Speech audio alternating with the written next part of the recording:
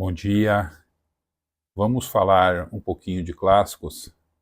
Eu estou aqui com alguns clássicos que eu pretendo ler ou reler ainda esse ano, principalmente nos meses de novembro e dezembro, que eu ainda não selecionei os livros que serão lidos. Então, começando por uma releitura, esse livro aqui que eu recebi na tag, mas que eu li há muito tempo atrás, li na minha adolescência, O Deserto dos Tártaros, do Dino Buzzati. Muito bom esse livro. Uma outra releitura que também veio pela tag, esse livro do Stendhal, O Vermelho e o Negro.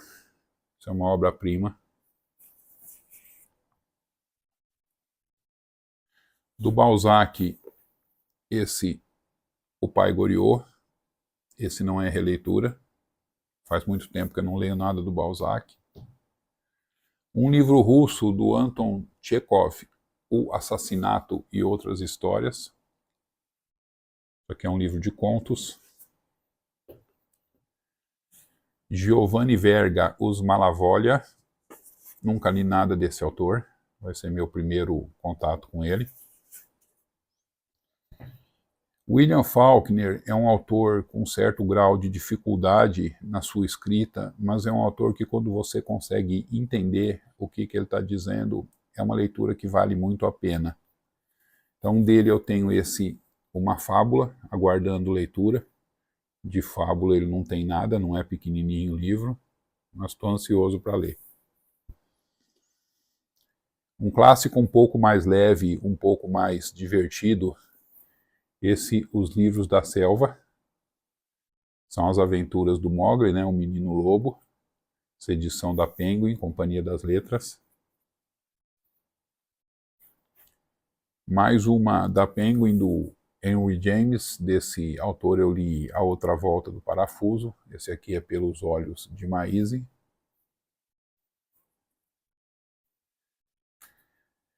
Mais um Balzac, A Mulher de 30 Anos.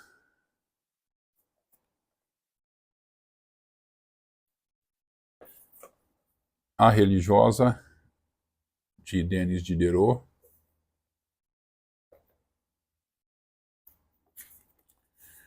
De Conrad, O Agente Secreto. Gosto muito desse autor. Um clássico russo, Anna Karenina ou Anna Karenina. A edição que eu tenho está em 2 volumes, foi vendida em bancas de São Paulo, de jornais. Esse não é da Folha de São Paulo, esse é da Abril Cultural. E por último, mas não menos importante, um calhamaço que está na minha lista, aguardando leitura há muito tempo.